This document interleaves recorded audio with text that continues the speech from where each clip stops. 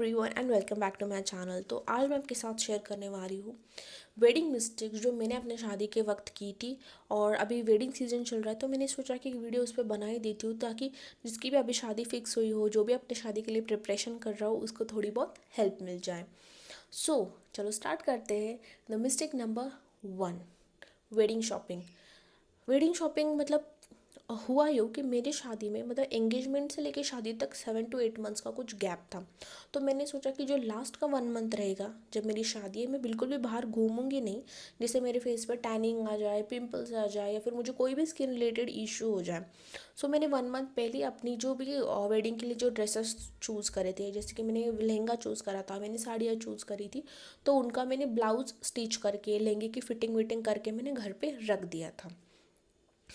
अब हुआ यूँ कि शादी को बचे थे 1.5 वीक बस बचा था, और उसके बाद थी मेरी शादी। तो मैंने सोचा यार चलो अभी मेरी ज्वेलरी वूलरी आ गई है, सारी चीज़ें आ गई, तो एक बार एक ट्रायल मोड मतलब ट्रायल देख लेते कि मेरे जो ड्रेस है, मेरा जो लहंगा है, वो मुझे एक्चुअली दिख कैसे रहा है मेरे पे।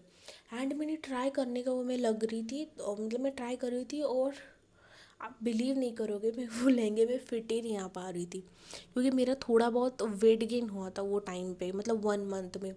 कैसा होता है ना, शादी के टाइम पे हम कुछ भी मतलब जो भी मन करे खा लेते हैं, मिठाइयाँ खा लेते हैं, या फिर आप हैप्पी हैप्पी होते हो, आपका बहुत बाकी के भी काम होते हैं, तो जंक फूड भी आपके खाने में आ जाता है। और वैसे तो मैं फूडी हूँ, तो ऑनेस्टली मैंने मतलब जो भी मेरा मन कर रहा था, जो भी मुझे खाने को मतलब मुझे चाहिए था, जैसे कि जंक फूड हो घर का, तो मैं वैसे वैसे खा रही थी, और मेरा वेट गेन सडनली हो गया।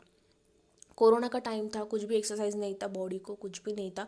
एंड मेरा बॉडी टाइप ऐसा है कि अगर मैं कुछ भी थोड़ा बहुत भी अगर एक्स्ट्रा कुछ खा लो या फिर बाहर का कुछ खा लो, तो मेरा सडन वेट गेन हो जाता है। तो उसकी वजह से मेरी जो फिटिंग है वो प्रॉपर मुझे आ नहीं रही थी। अब करे क्या? अब तो शादी को सिर्फ 1.5 वीक बचे हैं, तो अभी करना क्या है? वैसे ही मैंने अपने ड्रेसेस उठाए, मेरे लहंगे ब्लाउज मैंने सब उठाया, और मैं चली गई वापस अपने दर्जी के पास कि आप मुझे ये फिटिंग करा दो। हुआ क्या कि वेडिंग सीजन चल रहा होता है, उनके पास भी बहुत सारे ऑर्डर्स रहते हैं। तो अब जब भी उनके पास जाते तो वो भी थोड़ा बहुत नखरे करते कि नहीं नहीं अभी तो कैसे करेंगे, इतना तो कम टाइम में हमसे तो होगा ही नहीं, ये वो ब्ला ब्ला ब्ला बहुत सारी चीज़ें होने के बाद मैंने कैसे वैसे उन भैया को मनाया कि आप प्लीज़ मुझे करके दो, क्योंकि मेरी शादी है, और अब मुझे मेरी यही मैंने जो ड्रेसेस है मैंने वही फाइनल की, मेरे पास कोई अल्टरनेटिव भी है नहीं, या फिर उतना टाइम भी नहीं कि मैं नई चीज़ अभी वापस से मैं देखूँ, मैं परचेज़ करूँ, मैं अपने हस्बैंड के साथ वो ड्रेसेस के कलर मैच करूँ, मेरे पास बिल्कुल भी टाइम नहीं है। तो कैसे वैसे करके वो भैया मान गए, और उन्होंने मुझे जो भी है वो मेरे जो लहंगे हैं ब्लाउजेस वो उन्होंने मुझे फिटिंग करके दे दी। देन अभी चलते हैं मिस्टेक नंबर 2। एकदम गलत, एकदम गलत मेरा डिसीजन था जब मैंने मेहंदी आर्टिस्ट उस इंसान को मैंने बुक करा। हुआ यूँ कि मुझे गाइडेंस देने वाला कोई भी नहीं था, मतलब मेरे घर में मेरी पहली ही शादी थी, एंड मेरे फ्रेंड सर्कल के में भी किसी की शादी नहीं हुई थी, और इसलिए मुझे कोई गाइडेंस देने वाला नहीं था, या फिर रेफरेंस देने वाला नहीं था कि तुम ये मेहंदी आर्टिस्ट बुक करो, ये वाला बहुत अच्छा है, ये वाली बहुत अच्छा है। मेरे पास कुछ भी आइडिया नहीं था, मैं कम्प्लीटली ब्लैंक थी। तो मैंने क्या चूज़ कर, हमारे घर के पास में ही मॉल है, तो वहाँ पे ऐसे मेहंदी आर्टिस्ट बहुत सारे बैठे हुए होते, तो मैंने सोचा कि चलो देखते हैं, एक बार डेमो ले लेते हैं, अगर हमें सही लगा तो हम बुक करेंगे, अदरवाइज़ हम देखते। सो 1 मंथ पहले मैंने मेहंदी आर्टिस्ट को भी बुक करके लिया था। तब वो बंदा बहुत ही सही से एकदम मेहंदी लगवा रहा था, जो भी औरतें वहाँ पर आई थी, तो बहुत एकदम मस्त। मेरी जो शादी थी वो जस्ट दिवाली के बाद थी, तो दिवाली के टाइम पे बहुत सारी औरतें उससे मेहंदी लगवा रही थी, तो मैं एकदम मतलब कॉन्फिडेंट हो गई। मैंने 4-5 बंदों में से उस एक बंदे को मैंने सिलेक्ट करवाया, एंड बोला भैया ऐसा ऐसा है, और मुझे शादी के लिए आपको बुक करना है। बोला आप मतलब फ्री हो, क्या मैं आपको बुकिंग मतलब आप मेरी बुकिंग ले सकते हो? तो उन्होंने बोला हाँ हाँ दीदी हम तो आ जाएंगे, कोई भी मतलब दिक्कत नहीं है, ये वो। और सब होने के बाद जब मैंने शादी के लिए 3 दिन बचे थे, तब मैंने मेहंदी आर्टिस्ट को मैं कॉल कर रही हूँ कि भैया आप आ जाओ आ जाओ। तो मैंने उसको टाइमिंग दिया था दोपहर के 2 बजे, और वो बंदा आता है 4 बजे। बोल रहा था कि उसके पास पहले भी एक ब्राइड का ऑर्डर था, और वो उसको कंप्लीट करने में लगा पड़ा था। तो वो फिर भैया आते हैं और मेहंदी लगवाना शुरू कर देते हैं। मेरे राइट हैंड पे उन्होंने मेहंदी लगवाई, और यहाँ पे नहीं वो जो होता है कि एक दूल्हे का फेस निकालते हैं, दुल्हन का फेस निकालते हैं, डोली होती है, वो बहुत सारी जो शादी रिलेटेड चीज़ें होती है वो निकालते हैं हाथ पे। तो मैंने बोला भैया आप मतलब बहुत ही कॉमन कॉमन मतलब मेहंदी लग रहा है, आप, मैं ब्राइड हूँ तो आप मेरे यहाँ पे एक दूल्हे का जो फेस है वो निकालो और इस हाथ पे दुल्हन का फेस निकालो। तो बंदा मुझे बोलता है कि दीदी मुझे वो फेसेस बनाना आता ही नहीं है हाथ पे। तो मैं हो गई शॉक कि यार मतलब जो कॉमन मेहंदी सारे लोग लगाते हैं, ये तो बंदा वैसे ही मेरे हाथ पे मेहंदी लगा रहा है, तो मेरे मेहंदी में और बाकी लोगों के मेहंदी में फ़र्क ही क्या रहा। तो मैंने बोला ऐसा कैसे भैया, मतलब आपको आता नहीं है, आपने तो तब बहुत मतलब बोला था कि, और मैं तो एडवांस पेमेंट भी कर चुकी थी, बहुत सारी बाकी की लेडीज़ मेरी बहनें भी रुकी थी उसके लिए कि अभी इस दीदी का ख़त्म होके ये लोग भी मेहंदी लगवाएंगे, और ये बंदे ने ये कर दिया, मतलब पूरा मतलब उसने मेरा पूरा मूड चौपट कर दिया कि नहीं, बोला मुझे आता ही नहीं है। मैंने बोला ओके ठीक है। फिर मैंने बोला आप चलो जो भी आपको आता है बस आप सही से लगाना, मेहंदी एकदम मतलब मस्त दिखनी चाहिए मेरे हाथ पे, और मैंने वो कॉम्प्रोमाइज़ कर लिया। लेफ्ट हैंड पे वो बंदे ने क्या किया मैं आपको बताती हूँ। एक तो राइट हैंड पे जो नाजुक नाजुक जो मेहंदी होती है ना, एकदम बारीकी से निकालना होता है, एकदम तरीके से होता है, वो उसने निकाला मेरे राइट हैंड पे, और लेफ्ट हैंड पे बंदा बस एकदम घाई घाई में उसने ऐसे मेहंदी निकाली, मतलब बड़े बड़े डिज़ाइन, मतलब राइट हैंड और लेफ्ट हैंड की डिज़ाइन मेरी कुछ भी मैच नहीं हो रही, कुछ उसमें मतलब लग ही नहीं रहा है। हैंड में बोली भैया आप इतना जल्दी जल्दी में निकाल रही हो, ये क्या आपने मेहंदी लगाई है। अब ऐसा मौका था कि 3 दिन बचे थे शादी में, तो अब दूसरे मेहंदी आर्टिस्ट को मैं कहाँ से बुक करूँगी, वो भी अपने एक हाथ के लिए, वो तो एग्री होगा ही नहीं।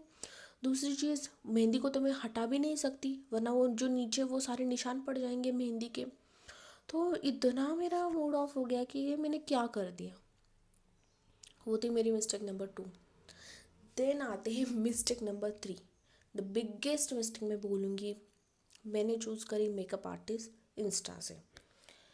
तो पहले चीज़ तो मेरे घर के आसपास कोई भी मेकअप आर्टिस्ट मुझे ढंग ढंग की मिल नहीं रही थी कि जो मुझे अच्छा खासा मेकअप करके दे।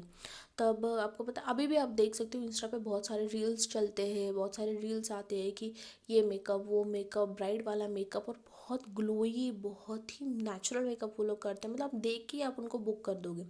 सो ऐसे ही मैंने प्रोफाइल देख देख के मुझे 4-5 मेकअप आर्टिस्ट मिल गई कि जो कि मेरे थोड़े घर के पास में थी, या फिर वेडिंग के लिए वो आने के लिए वो मेरे डेस्टिनेशन पे रेडी थी।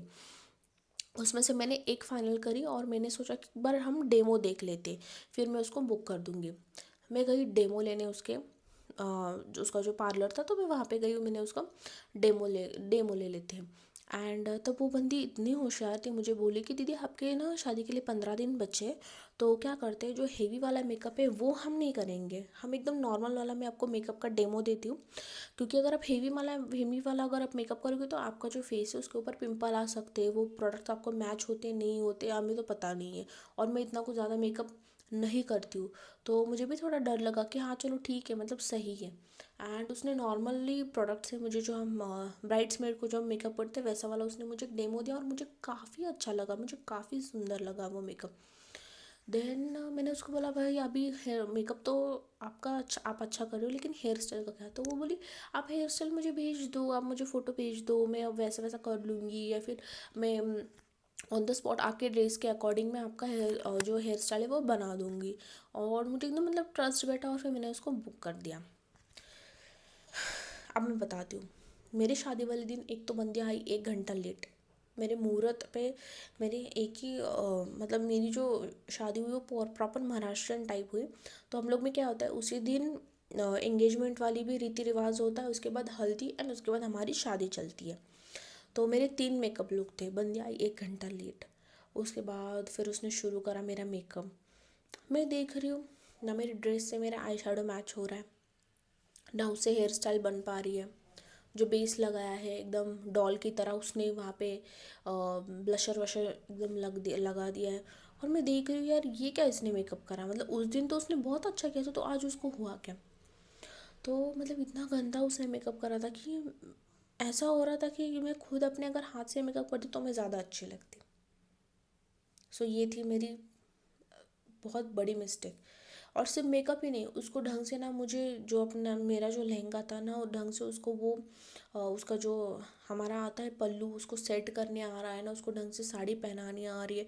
पता नहीं उसको क्या हो गया, तो उसको कुछ भी मतलब ऑन द स्पॉट जब एक्चुअल मेरी मेकअप करना था, मुझे तैयार करना था, उस बंदी को कुछ भी नहीं आ रहा था। एंड वापस मेरा मूड ऑफ हो गया। तो ये थी मेरी 3 मिस्टेक। एंड देन नंबर 4, ये भी एक मिस्टेक ही है। तो पहली चीज़ तो शादी के बाद हमारे मतलब बहुत सारे रिलेटिव्स के घर पे हमें जाना होता है, बहुत सारा घूमना होता है, तो मैंने पहले से अच्छी खासी मैंने शॉपिंग करके रखी थी सारी। मतलब साड़ी हो, ड्रेसेस हो, वेस्टर्न ड्रेसेस हो, मैंने सारी उसकी शॉपिंग कर ली थी। एंड जैसे मैंने आपको बोला कि मेरा थोड़ा सा वेट गेन हो गया था, और 1 मंथ के बाद मैं देख रही हूँ मुझे कुछ भी मेरे कपड़े फिट नहीं आ रहे। जो मैंने जस्ट नए बाय करे थे, मुझे उसमें से कुछ भी कपड़े फिट नहीं आ रहे। अगर मैं उसके जो स्टिचेस से वो खुल मतलब थोड़ा सा नहीं बोलते, थोड़ा सा उसको मैं अगर खुलवा के मैं अगर उसको पहनना भी ट्राई करूँ, वो भी मुझसे हो नहीं रहा। तो मैंने जो ऑलमोस्ट 15-20 थाउजेंड की जो मैंने शॉपिंग करी थी, उसमें से एक भी कपड़ा मुझे फिट नहीं आ रहा था। मेरे सारे के सारे कपड़े मुझे ऐसे ही साइड में रखने पड़े। तो ये थे मेरे बिगेस्ट मिस्टेक शादी के टाइम पे जो मेरे से हुई, या फिर हुए, या आप बोल सकते हो। देन ये भी एक मिस्टेक ही आप बोल सकते हो जो मेरे से हुई। वो मिस्टेक नंबर 5, मेरी स्किन रिलेटेड। तो हुआ यूँ कि जैसे मैंने आपको बोला था कि शादी के टाइम पे मैंने सोचा था कि मैं ज़्यादा भाग दौड़ नहीं करूँगी, ज़्यादा स्ट्रेस नहीं लूँगी, ताकि जो मेरी स्किन है वो ढंग से और अच्छे से रहे। शादी के टाइम पे हुआ यूँ, एक तो मैंने शादी के टाइम पे ज़्यादा छुट्टी नहीं ली थी, मतलब मैंने पहले छुट्टी नहीं ली, मैंने बाद में ज़्यादा छुट्टी डाली थी। और एंड मौके पे ना, जैसे कि मैंने बोला ड्रेस की फिटिंग के लिए मुझे भागना पड़ रहा है, मुझे दौड़ना पड़ रहा है, ये रह गया वो रह गया। आपकी नींद पूरी नहीं होती है, कुछ भी आपकी जो नींद है वो ढंग से पूरी नहीं होती। आप जंक फूड खा लेते हो, ऑयली फूड खा लेते हो, तो उससे जो मेरा फेस है पूरा डल हो गया था। मेरे फेस पे अच्छी खासी टैनिंग आ गई थी। ऑयली फूड खाने की वजह से मेरे फेस पे पिंपल आ गए थे, और ऊपर से मेरा वेट गेन भी हो रहा था। तो आप ये भी चीज़ें ध्यान में रखना, जब आप मतलब शादी आपकी फ़िक्स होती है, आपको ये भी चीज़ें ध्यान में रखनी कि आप हेल्दी फूड खाओ, टाइम से खाओ। आई नो नहीं इतना हो पाता है, हमारी बहुत सारी भागदौड़ होती है, लेकिन उससे जो डायरेक्ट असर आता है हमारे डाइट से हमारे फेस पे आता है, जिससे आपके फेस पे पिंपल आ सकते हैं, डलनेस आता है, सन टैन की वजह से पूरे आपके फेस पे टैनिंग चढ़ जाते हैं, और इन मौके पर आप 1 वीक में कुछ भी नहीं कर पाते हो। तो इसलिए आपको जो प्रेप है, आपकी जो स्किन रिलेटेड जो भी आपकी प्रिपरेशन है, आपको 1 मंथ पहले से ही करनी है। सो ये थी मेरी 5 कॉमन मिस्टेक्स जो मैंने अपनी शादी के टाइम पे की। और आप ये बिल्कुल भी मत करना। अगर आपको कुछ भी सीखने को मिला है मेरी वीडियो से, तो मेरे चैनल को सब्सक्राइब ज़रूर करना। और जिनकी भी अभी भी नई नई शादी फिक्स हुई है, उनको मैं उनके पास मेरी वीडियो ज़रूर पहुंचाना। तो मिलती हूँ आपको नेक्स्ट वीडियो में, तब तक के लिए बाय बाय।